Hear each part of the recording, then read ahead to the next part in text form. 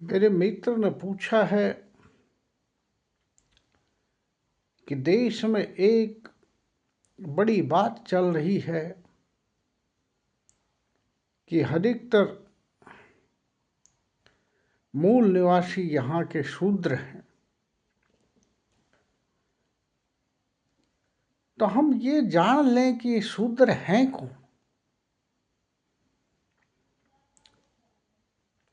शूद्र के जानने से पहले हमें ये जानना होगा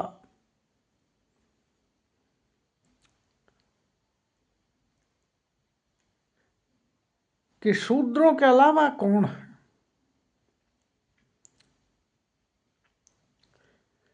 वेद में जिस मंत्र में जिक्र किया गया है उसमें ये कहा गया, मस्तिष्क से ब्राह्मण पैदा हुआ, भुजाओं से क्षत्रिय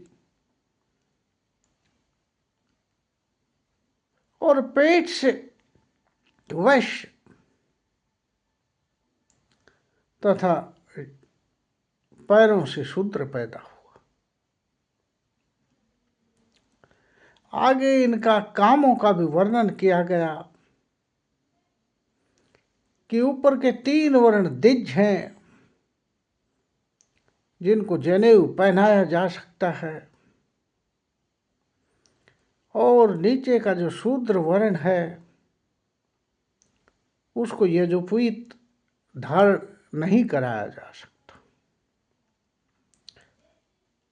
और कहीं कहीं मनुस्मृति और दूसरी स्मृतियों में वर्णन किया गया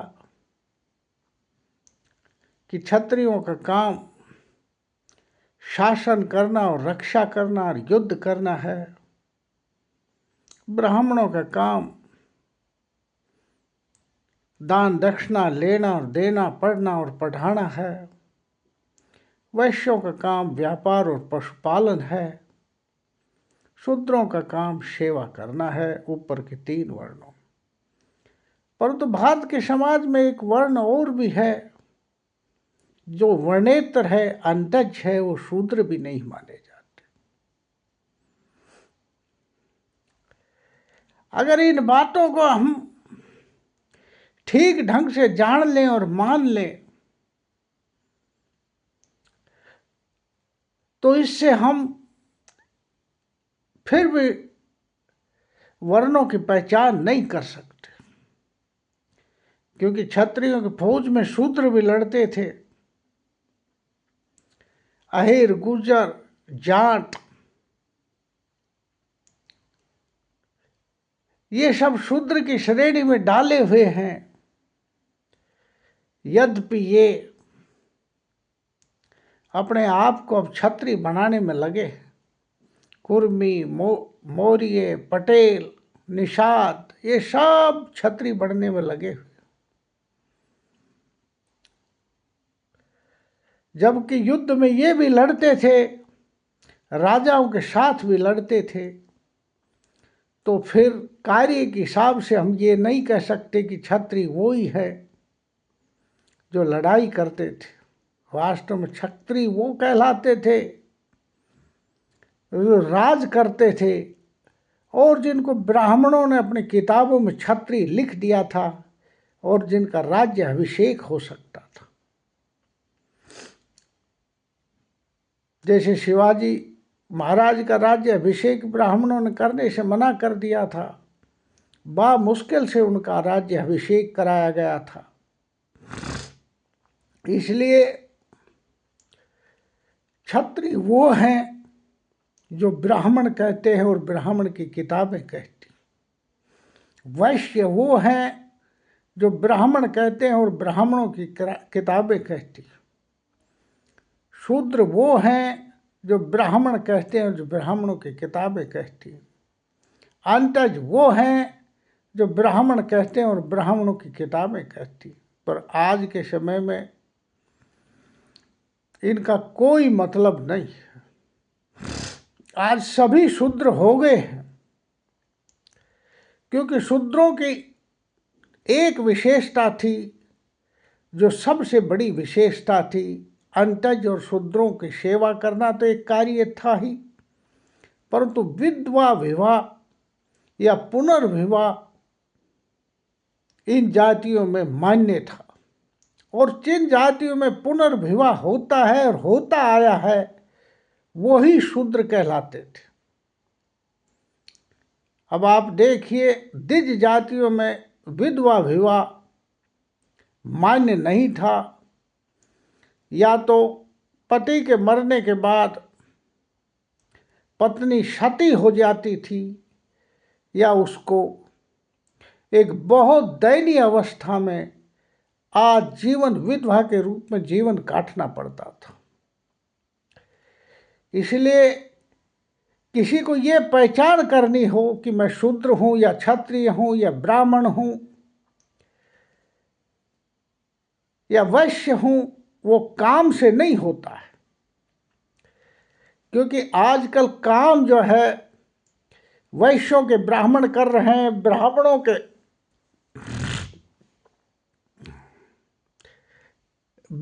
और ब्राह्मणों के काम वैश्य कर रहे हैं, और शूद्र भी कर रहे हैं ब्राह्मणों के काम, और ब्राह्मण शूद्रों के रंतेजों का भी काम कर रहे हैं, सफाई का भी काम कर रहे हैं, जूते का भी काम कर रहे हैं।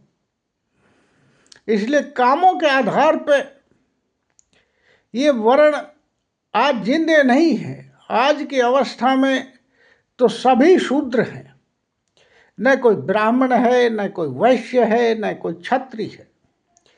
सारे के सारे शूद्र हैं, क्योंकि सभी वर्णों में लगभग विधवा विवाह शुरू हो चुका है और बचे खुचे लोगों को भी शूद्र बनाना है। जब सारे देश के लोग शूद्र बन जाएंगे, अर्थात सेवक बन जाएंगे, कर्मकार बन जाएंगे, डॉक्टर बन जाएंगे, वैज्ञानिक बन जाएंगे, क्योंकि इन सबको ब्राह्मणों ने अपनी किताबों में शूद्र बताया है। डॉक्टर को भी शूद्र बताया है, वैज्ञानिक को भी शूद्र बताया है, जूते बनाने वाले को शूद्र, हवाई जहाज बनाने वाले को शूद्र, सब इनकी दृष्टि में शूद्र है। वैद्य भी शूद्र है, स्त्री भी शूद्र है। इसलिए हर आदमी के चाव है कि मैं ब्राह्मण बनूं, कोई क्षत्रिय बनना चाहता है और कोई बनना चाहता है वैश्य। वैश्य और शूद्र तो बना जा सकता है, परंतु ब्राह्मण और क्षत्रिय बनने की कोई ज़रूरत नहीं है, क्योंकि शूद्र पहले भी लड़ते थे, आज भी लड़ रहे हैं। और इसलिए एकता लाने के लिए जरूरी है, जातियों को तोड़ने के लिए जरूरी है कि सबको शूद्र बना दिया जाए। अर्थात अपने आप सब जातियां मान लें कि हम शूद्र हैं, तो देश का विकास हो सकता है। वरना हर जाति इस होड़ में लगी है कि हम क्षत्रिय थे, हमारे राज सिंहासन थे, कोई कहता है हम ब्राह्मण थे, कोई कहता हम बड़े वैश्य थे। मुख्य रूप से लोग क्षत्रिय बनने में लगे हुए हैं। तो ये क्षत्रिय बनने की होड़ खत्म करनी है, क्योंकि इससे तथाकथित क्षत्रियों और जो नए क्षत्रिय पैदा हो रहे हैं इन्हें आपसी मनमुटाव होता है। इसलिए तथाकथित क्षत्रिय तो शूद्र हो चुके हैं, क्योंकि इनमें पुनर्विवाह भी शुरू हो गया है और ये वो सब कार्य करने लग गए हैं जो शूद्र करते थे। अब तो शूद्रों को शूद्र रहना है, बाकियों को शूद्र बनने का समय आ गया है। और जिस दिन सारे के सारे लोग शूद्र और अंतज हो जाएंगे, तो अगला सोपान होगा अंतज और शूद्रों को इंसान बनने का। और जब सब इंसान हो जाएंगे, तो ये वर्ण व्यवस्था और जाति व्यवस्था खत्म हो सकती है। ऊपर चढ़ने की जरूरत नहीं है, नीचे उतरने की जरूरत है। और नीचे उतरकर आपको जो हम जिस कार्य में पारंगत थे उसका पारितोषिक लेने के अधिकार प्राप्त करने हैं। और वो जब अधिकार हमें मिल जाएंगे तो समाज एक नई अवस्था में आएगा। इसलिए मैं कहता हूँ कि ये मत कहो कि हम ब्राह्मण बनेंगे, ये मत कहो कि हम क्षत्रिय बनेंगे। ये मत कहो कि हमारे पूर्वज क्षत्रिय थे, ये मत कहो कि हमारे पूर्वज ब्राह्मण थे।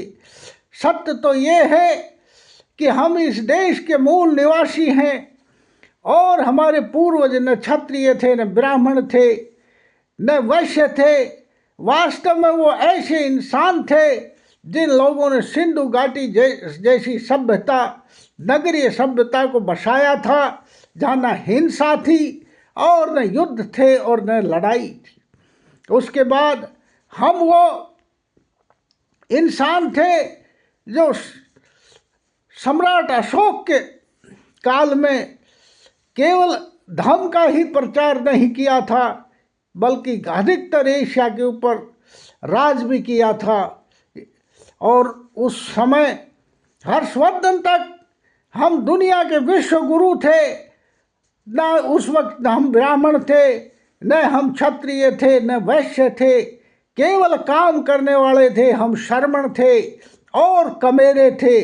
आज भी हमें शर्मण बने रहना चाहिए और कमेरे बनना चाहिए, दिमाग से और शरीर से, और काम करते जाना चाहिए।